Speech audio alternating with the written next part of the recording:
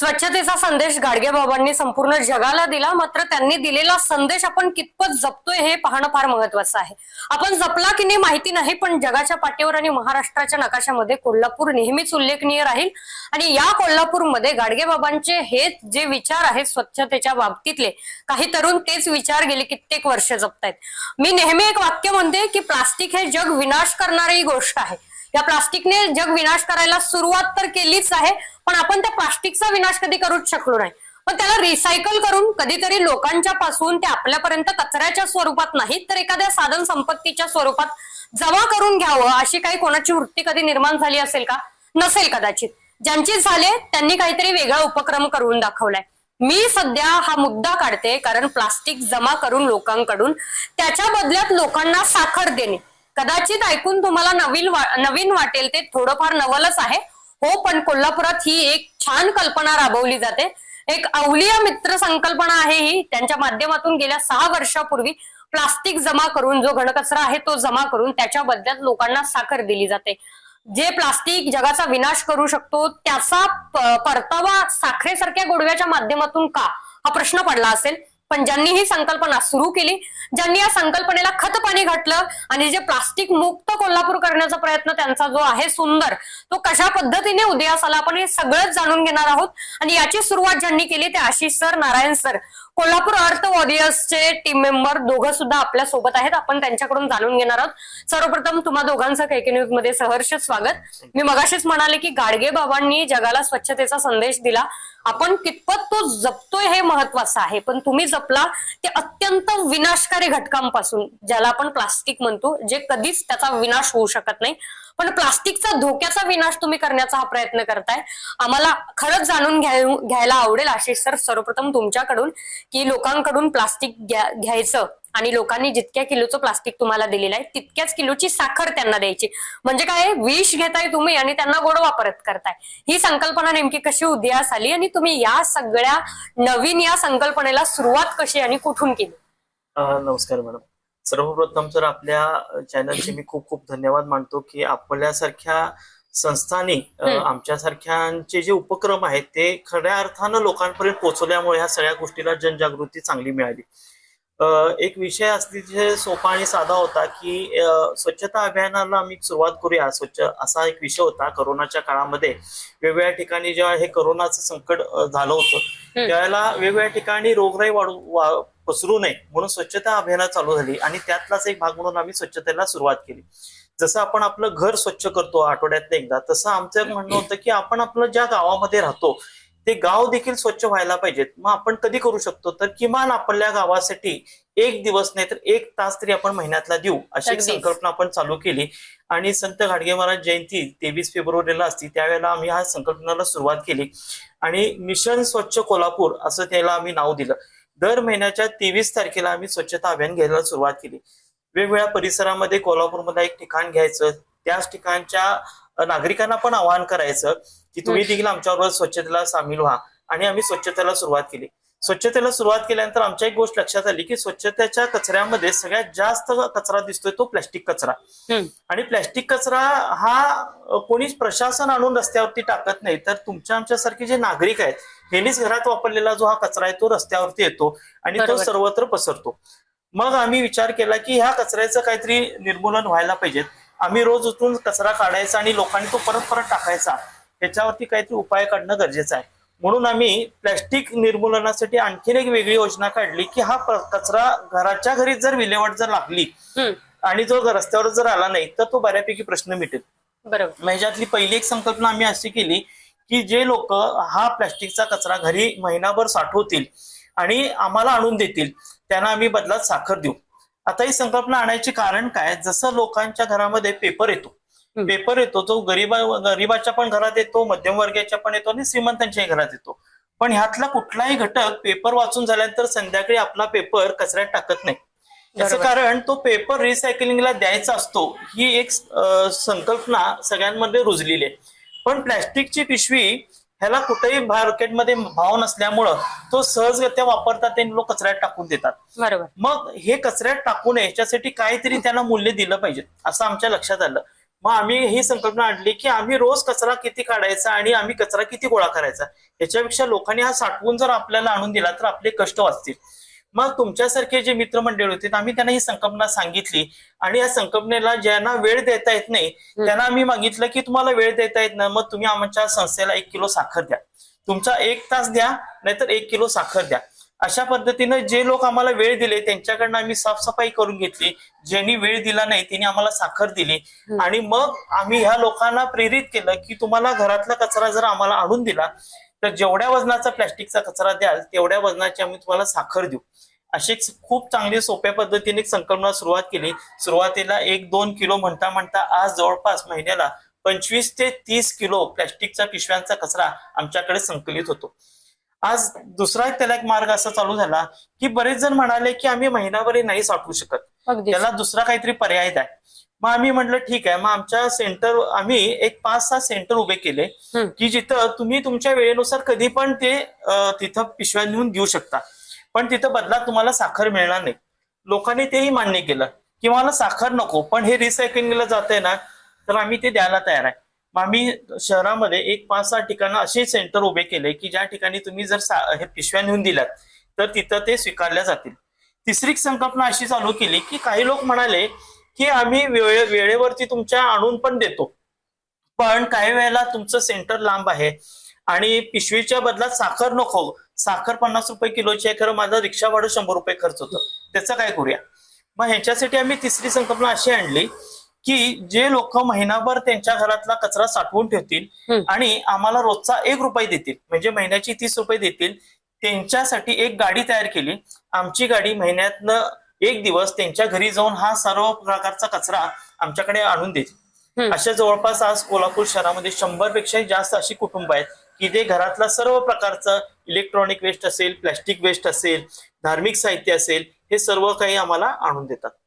आता स्वच्छता अभियाना करता करता आमच्या काही गोष्टी अशा लक्षात आल्या की प्लॅस्टिक वेस्ट बरोबर इलेक्ट्रॉनिक वेस्ट देखील रस्त्यावरती बरंच पडतं. इलेक्ट्रॉनिक वेस्ट म्हणजे रिमोट कंट्रोल मधला सेल खराब झालाय, मोबाईलचं चार्जर खराब झालाय, हे काय कोण विकत घेत नाही. मग हे सहजासहजी कचऱ्यात टाकलं जातं आणि हे अत्यंत धोकादायक आहे. मग आम्ही त्याच्यासाठी देखील एक उपक्रम असं चालू केला की सर्व प्रकारचे इलेक्ट्रॉनिक वेस्ट जे आहे ते तुम्ही लोकांनी आमच्याकडे द्यावं. आणि आम्ही झिरो वेस्ट पृथ्वी नावाची संस्था आहे सांगलीला, त्या संस्थेशी टाईप केलं आणि हे सर्व प्रकारचं जे इलेक्ट्रॉनिक वेस्ट आहे आणि प्लॅस्टिक वेस्ट आहे आम्ही त्यांच्याकडे पाठवून दिलं. तिसरा एक अनेक गोष्ट आमच्या अशा लक्षात आली की स्वच्छता अभियानामध्ये इलेक्ट्रॉनिक वेस्ट आणि प्लॅस्टिक वेस्टला तर आम्ही उत्तर दिलं, पण आणखीन एक ज्याला कचरा म्हणता येणार नाही, खरं धार्मिक वस्तू आहे, घरात कुणाच्या तरी मूर्ती फुटले, फोटो फुटलाय, तर लोक ते कुठल्या तरी नदी काठावरती किंवा तळाच्या काठावरती असं नेऊन ठेवतात.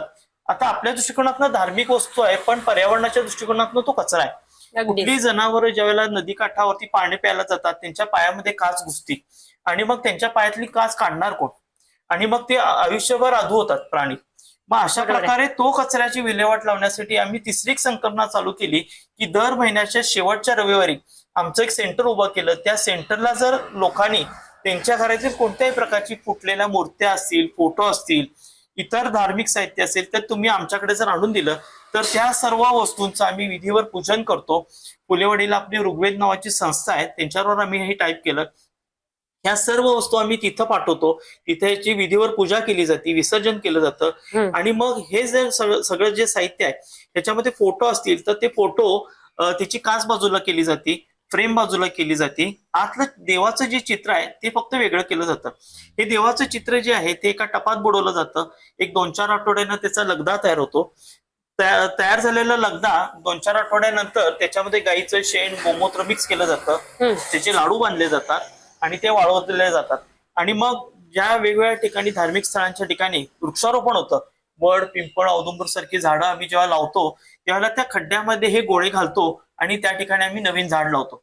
या प्रकारे कुठल्याही प्रकारे हे धार्मिक साहित्य कुणाच्याही पायात येत नाही आणि त्यामुळं काय होतं की कुठलंही धार्मिक विषयाला धक्का न होता आम्ही पर्यावरण ह्या गोष्टीचं सगळं विसर्जन केलेलं आहे.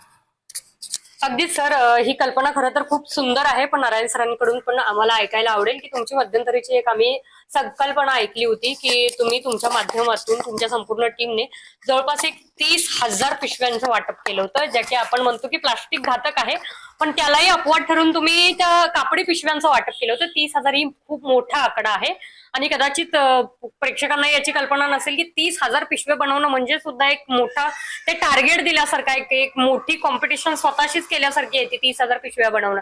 ही संकल्पना नेमकी कशी उदयाला आली आणि नागरिकांकडून तुम्हाला जो प्रतिसाद मिळाला त्या बाबतीत तो कशा पद्धतीचा मिळाला? जसं तुम्ही आता विचारलं की कापडी पिशव्यांचा आमचा हा प्रकल्प कसा चालू झाला, तर हा पण ह्याच्या पाठीमागे सुद्धा प्लास्टिकचा निर्माण होणारा कचरा हाच एक त्याच्या पाठीमागचा मुख्य एक विचार होता की हा कमी करायचा असेल तर कापडी पिशवीचा वापर वाढला पाहिजे.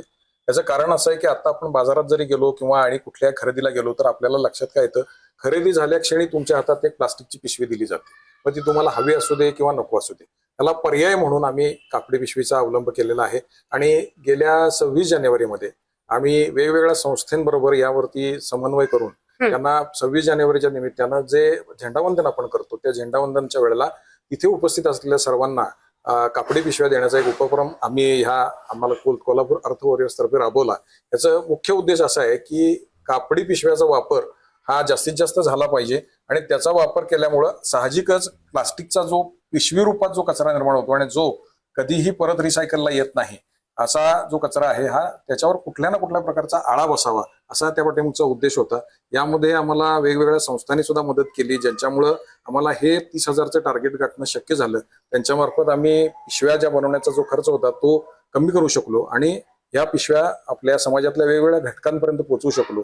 आमचा प्रयत्न असा आहे की जितक्या लोकांपर्यंत आम्ही पोहोचू आणि ज्यांना ह्या प्लास्टिक पिशव्यांचा जो या घातक प्रकार आहे तो जे किमान वापरायसाठी, म्हणजे आमचं तर म्हणणं असं की तुम्ही वापरूच नका, पण हल्ली काय झालंय की प्लास्टिक हे सहज उपलब्ध असल्यामुळं ते वापरायला सहज असल्यामुळं आपल्याकडे वापरलं जातं, पण त्याची निर्मूलन करायचं मात्र फार कठीण आहे.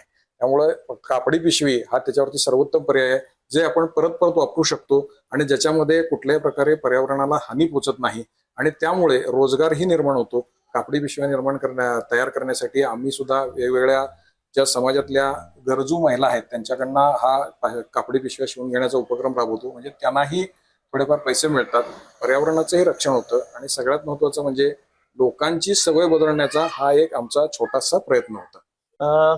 स्वच्छता अभियानामध्ये मगाशी मी म्हणालो जसं हे धार्मिक साहित्य असेल, इलेक्ट्रॉनिक वेस्ट असेल तर आणि प्लॅस्टिक वेस्ट, इलेक्ट्रॉनिक वेस्ट आणि धार्मिक साहित्य ह्या तिन्हींबरोबर आमच्या एक गोष्ट अशी लक्षात आली की ह्याला पर्याय काहीतरी दिला पाहिजेत. म्हणजे एक तर पर्याय आम्ही दिलं की तुम्ही सेंटर वाईज ते तिथं आणून द्या, पण प्लॅस्टिकची पिशवीच निर्माण होऊ नये ह्याच्यासाठी विषय आम्ही कापडी पिशव्यांचा आणला.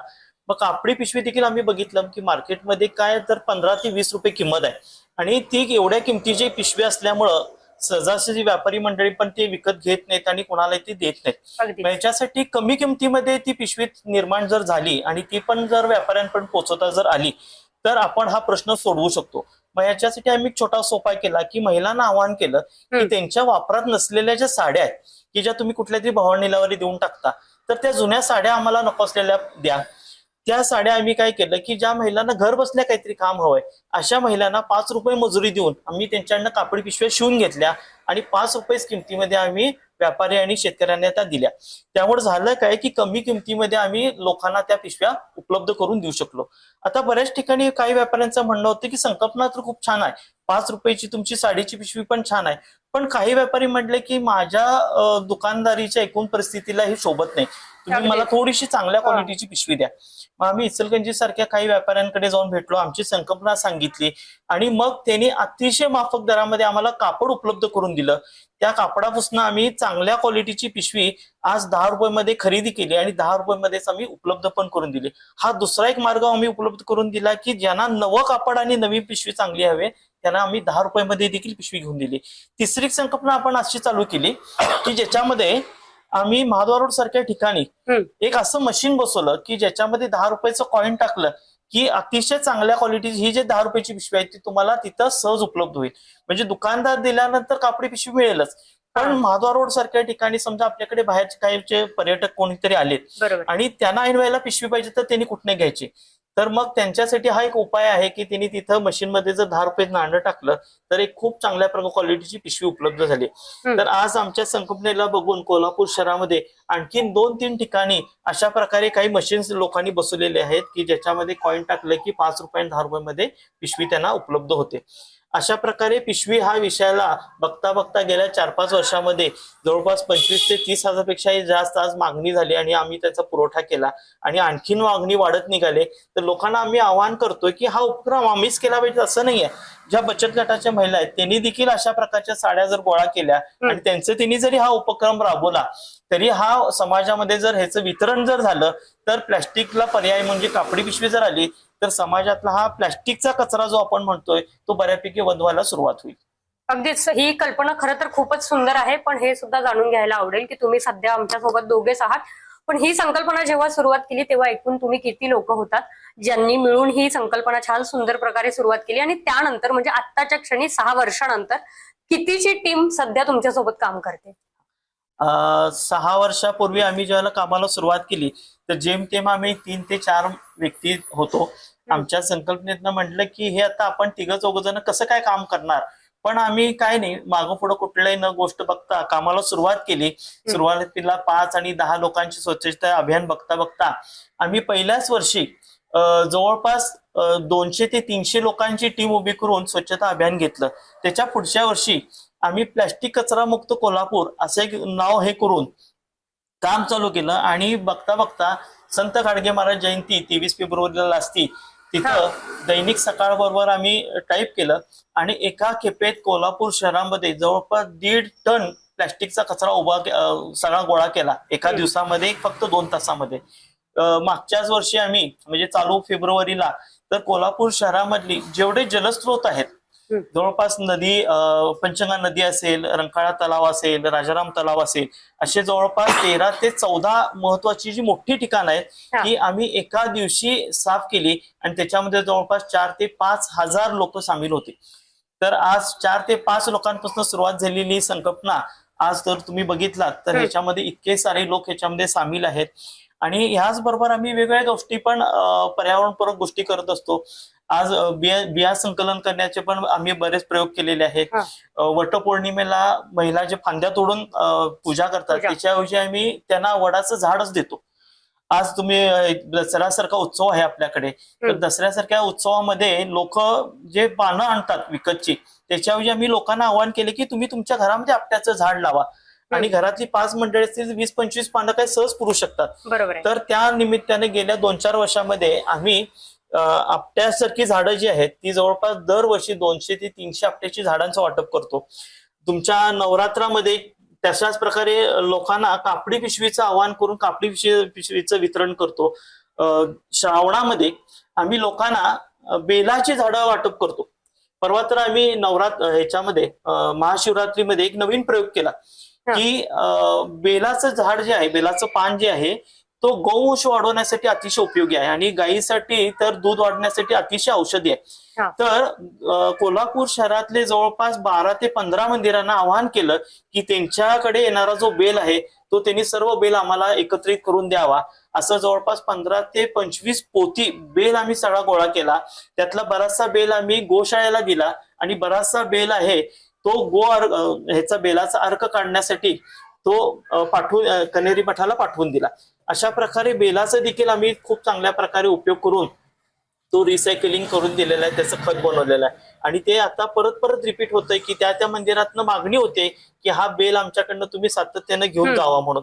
आता पुढचा आमचा संकल्प असा आहे की ह्या सर्व मंदिरात तयार होणारं जे निर्माल्य आहे ते सर्व निर्माल्य आपण एकत्रित करून त्याचा देखील रोजगार म्हणून या निर्माल्यापासून काही खत बनवणे आणि काही उदबत्ती सगळे प्रोडक्ट बनवण्यासाठी बचत गटांना प्रशिक्षण द्यायचा असा आमचा मनोदय आहे की ज्याच्यातनं हा सर्व प्रकारचा जो पण कचरा जो रिसायकलिंग जर झाला अशा प्रकारे तर हा देखील एक खूप मोठा प्रश्न मिटून जाईल. अगदीच संकल्पना तर खूपच सुंदर आहे, पण एक सगळ्यात महत्वाचा की ते नेहमी म्हणतात की 4 लोक काय म्हणतील. मी त्या 4 लोकांकडूनच प्रश्न विचारते की शिकलेला माणूस कचरा जमा करतोय हे लोकांच्या क्षमतेपलीकडचं आहे. सुरुवात केली तेव्हा ते 4 लोक काय म्हणत होते, तुम्हाला कशा पद्धतीच्या प्रतिक्रिया त्यावेळेला येत होत्या? तसं बघितलं तर मी आणि ललित साहेब साहेब LIC मध्ये चांगल्या हुद्द्यावरती काम करतायत आणि माझं सराफी दुकान आहे. तर सुरुवातीला आम्ही जेव्हा काम चालू केलं तेव्हा लोक म्हणले की सोनार कामासारखा सराफी व्यवसाय सोडून रस्त्यावरचा कचरा गोळा करतायत. घरचे देखील लोकांनी ह्याला प्रचंड विरोध केला की रस्त्यावरचा कचरा गोळा करणं आणि हे आपल्या एकूण व्यवसायाला शोभत नाही. आणि तरी पण आम्ही हे केलं की समाजामध्ये कोणीतरी पुढे येऊन पुढाकार घेऊन हे काम करणं गरजेचं आहे. आणि आज बघता बघता त्या गोष्टीला एवढी प्रतिष्ठा मिळाली की आज फोटो सेशन करण्यासाठी मोठमोठे अधिकारी लोक आमच्या कार्यक्रमामध्ये सहभागी होतात. आता तो त्यांचा विषय वेगळा असेल, पण आज एक चांगली प्रतिष्ठा ह्याच्या मागे उभी राहिली की तुम्ही या समाजामध्ये हे काम करताय तर हे प्रतिष्ठेचं काम आहे. म्हणजे 5-6 वर्षापूर्वी आम्ही जेव्हा काम चालू केलं त्यावेळेला हे दुर्लक्षित काम आहे किंवा हलक्या दर्जाचं काम आहे असं म्हणणारे लोक आज आम्हाला प्रतिष्ठेचं काम आहे असं म्हणून आमच्याबरोबर सामील होत आहेत. 5-6 लोकांपासून सुरुवात झालेली आहे. आज 500 लोक आमच्याबरोबर काम करायला सुरुवात झाली आहे. तर हेच आम्ही मिळवलं म्हणतोय की भविष्यामध्ये जर का हे लोकांमध्ये आम्ही खऱ्या अर्थानं जर रुजवू शकलो तर हे काम भविष्यात करावंच लागू नये अशी आमची इच्छा आहे. हे काम वाढावं असं आमचं बिलकुल मत नाहीये. हे काम करावंच लागू नये असं आमचं म्हणणं आहे. सर, आपण जेव्हा कामाला एखाद्या सुरुवात करतो, कोल्हापूरचं एक चांगलं वैशिष्ट्य आहे की कोल्हापुरात एखादं चांगलं काम सुरू झालं की महानगरपालिका त्यामध्ये नेहमी सक्रिय होत असते. महानगरपालिकेचा काही ना काही वाटा त्यामध्ये असतोच. ते काही ना काही आपल्या पद्धतीने सहकार्य करण्याचा प्रयत्न करतात. तुमचा जो हा उपक्रम आहे खरं तर कोल्हापूर काय अख्ख्या महाराष्ट्रात कधी कोणी, मला वाटतं कदाचित कधी झालाच नाही. पहिल्यांदा चालू झाल्यानंतर महानगरपालिकेचं यामध्ये किती सहकार्य तुम्हाला लाभलं? असं बघायला गेलं तर कोल्हापूर महानगरपालिकेनं आम्हाला खूप चांगलं सहकार्य केलं. आपण पाहताच की आपल्या पाठीमागे जो गाळा आहे तो महानगरपालिकेनं आम्हाला उपलब्ध करून दिलेला आहे. आणि विशेष म्हणजे आशिष सरांचं याच्यात विशेष योगदान आहे की त्यांनी पाठपुरावा करून या विषयावरती महानगरपालिकेकडून हे गाळा आम्हाला मिळालेला आहे. यामध्ये त्यांचं सहकार्य खूप आहे आम्हाला. आम्ही जेव्हा वेगवेगळे अभियान घेतो, स्वच्छता अभियान वगैरे, तर त्याच्यात जो जमा झालेला कचरा आहे तो गोळा करून त्यांच्या कचरा जो एकत्र केला जातो तो घेऊन जाण्याचं काम महानगरपालिकेकडनं केलं जातं. आणि आमच्या जवळपास सगळ्या कार्यक्रमामध्ये महानगरपालिकेचं आम्हाला उत्तम सहकार्य आहे. आणि यासाठी आम्हाला त्यांनी सहकार्याचा हात पुढं केलेलाच आहे. आणि महानगरपालिकेच्या सहकार्याशिवाय एवढं मोठं काम होणं तसं अशक्यच आहे. शहरात स्वच्छता राखणं जसं महानगरपालिकेची जबाबदारी, तशी आपण जबाबदार नागरिक म्हणून सुद्धा आपली जबाबदारी आहे. आणि आमच्या माध्यमातून आम्ही ह्या 2 जबाबदार घटकांना एकत्र आणण्याचा प्रयत्न करतोय. महानगरपालिकेकडनं आम्हाला अतिशय सुंदर सहकार्य आहे आणि यापुढेही ते तसंच राहील अशी मला अपेक्षा आहे. एक महत्वाचा प्रश्न की तुम्ही हा खूप सुंदर उपक्रम राबवताय तुमच्या संपूर्ण टीमच्या माध्यमातून, त्याचबरोबर कोल्हापूर अर्थ वॉरियर्सच्या माध्यमातून. तुम्ही लोकांना काय संदेश द्याल? कारण सध्याची जर परिस्थिती बघितली तर पाऊल ठेवायला जागा नाही. इतकी वेळ पूर्वी माती वसायची पायाखाली, आता तितकं प्लास्टिक असतं. आणि ही सगळी परिस्थिती पाहिल्यानंतर आणि त्यात तुमचा हा संपूर्ण ग्रुप एक उत्तमरित्या कार्य करत आहे आणि याच पद्धतीचं पुढे होत राहावं आणि लोकांकडून ज्या काही चुका होतात प्लास्टिक कचऱ्याच्या बाबतीत त्या होऊ नये यासाठी तुम्ही काय लोकांना म्हणजे संदेश द्याल? संदेश देण्या इतपत मी मोठा नाही, पण मी एक छोटा माणूस म्हणून तुम्हाला एवढंच सांगेन की आपल्या घरात जो आपण वेगवेगळ्या प्रकारे प्लास्टिक जमा करतो त्याचं निर्मूलन करणं हे फक्त आपली आणि आपली जबाबदारी आहे. त्यासाठी आम्ही विविध उपक्रम राबवलेले आहेत. जसं आहे की क्लीन कोल्हापूर क्लब म्हणून आहे, ज्यामध्ये तुम्ही महिन्याभराचा कचरा आमच्याकडे देऊ शकता, त्याच्यामध्ये आपण सहभागी होऊ शकता.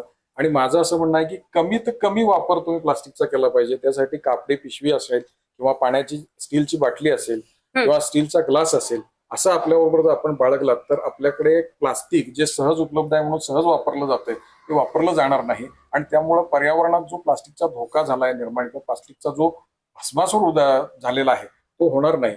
आपण जर थोडाफार जरी जागरूकीनं किंवा जर जबाबदार नागरिक म्हणून आपण आपल्या व्यवहाराकडे बघितलं तर आपल्याला अशी कितीतरी गोष्टी आढळतील की ज्या ठिकाणी आपण प्लास्टिकचा वापर शून्य करू शकतो. म्हणजे साधी गोष्ट आहे की आपण बाजारात जातो तेव्हा एक कापडाची पिशवी घेऊन गेलो तर घरात येणाऱ्या 10 प्लास्टिकच्या पिशव्यापासून आपण मुक्तता मिळवू शकतो. आणि असंच आमचं ह्या कोल्हापूर अर्थ वॉरियर्स तर्फे आपल्या सर्व प्रेक्षकांना आणि नागरिकांना आव्हान आहे की आपण कापडी पिशवीचा वापर वाढवावा आणि प्लास्टिक कमीत कमी वापरावं. जिथं म्हणजे गरजेचंच आहे किंवा जिथं प्लास्टिक आपण नाकारू शकत नाही तिथे तुम्ही ते वेगळं करून ते आमच्या या केंद्रावरती आणून द्यावं, जेणेकरून ते परत बाहेर जाणार नाही.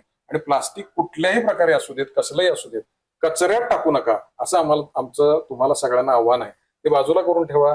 आमच्यासारख्या संस्थांना द्या किंवा वेगवेगळ्या संस्था कार्यरत आहेत कोल्हापूरमध्ये जे प्लास्टिक गोळा करतात त्यांच्याकडे नेऊन द्या किंवा त्यांना सांगा ते नक्कीच त्याची व्यवस्था करतील. पण कृपया कोणीही प्लास्टिक असं उघड्यावर कचरा कुंडीवरती टाकू नये, जेणेकरून आपल्याला या गोष्टीचा भविष्यात आणि आपल्या पुढच्या पिढींना प्रचंड मोठा त्रास जो होणार आहे तो वाचू शकेल. खूप खूप धन्यवाद सर. आता आपण ही जी मुलाखत घेतली त्या मुलाखतीमध्ये मी जो तुम्हाला कचरा मगासपासून आमचं जे बोलणं होतंय ते हे गोडाऊन आहे. या ठिकाणी कोल्हापूरचा जो कचरा आहे तो येतो. मी म्हणते की मी कचऱ्याच्या ठिकाणी अजिबात नाहीये, मी आहे कोल्हापूरच्या भविष्याच्या ठिकाणी, जिथून काहीतरी चांगलं होण्याचा मार्ग दिसतोय. मी नेहमी मराठी साहित्याबद्दल बोलत असते की एक सुंदर वाक्य कोणीतरी लिहून ठेवलंय की भरल्या हजार जखमा उरतेच एक ताजी, माझ्यात मीच नाही आणि सगळ्यातच नोंद माझी. म्हणजे जे कांड केलं मी नाहीच आहे ते लोक माझ्या माथ्यावरती पसरवतात. पण असे दोन लोक, असे दोन नाही 4 लोक, एक सोनार तर एक LIC मध्ये काम करणारे, अशा लोकांनी स्वतःहून त्या जखमा करून घेतल्या स्वतःच्या अंगावरती. का तर कोल्हापूरचं भविष्य चांगलं व्हावं. 30,000 हा आकडा छोटा नाहीये, 30,000 पिशव्यांचं वाटप, कापडी पिशव्यांचं वाटप करून लोकांना कुठेतरी प्लास्टिक मुक्त होण्याचा एक नवा संदेश त्यांनी दिला. आणि हा जो रिसायकल होणारा कचरा आहे हा इथून कचऱ्याच्या स्वरूपात बाहेर पडेल आणि पुढे जेव्हा बाहेर पडेल तो निसर्गासाठी आपल्यासाठी काहीतरी चांगला उपयुक्त भाग म्हणून बाहेर पडेल. आणि मी म्हणते ही जी टीम आहे कोल्हापूर अर्थ वॉरियर्सची टीम, ही कोल्हापूरसाठी दधीच्या आहे. यांच्या माध्यमातून कोल्हापूरच्या एका विकासाला नवीन प्रेरणा मिळते. 6 वर्ष चाललेलं आहे त्यांचं अविरत कार्य. कदाचित कचरा म्हणून नाही, भविष्य कोल्हापूरचं म्हणून उदयाला आलेलं आहे आणि ते इथून पुढेही असं चालू राहणार आहे. आणि ते दोन्ही दधीच्या आपल्यासोबत आशिष सर, नारायण सर दोघंही होते. खूप सुंदर प्रकारे त्यांनी त्यांच्या संपूर्ण कार्याची माहिती आपल्याला दिलेली आहे. सर्वप्रथम सर खूप खूप धन्यवाद, तुम्ही इतका महत्वाचा वेळ काढलात. मी जेव्हा जेव्हा मला आठवेल तेव्हा तेव्हा मी हेच सांगेन की कोल्हापूरचा कचरा हे कोल्हापूरचं भविष्य ठरवतोय.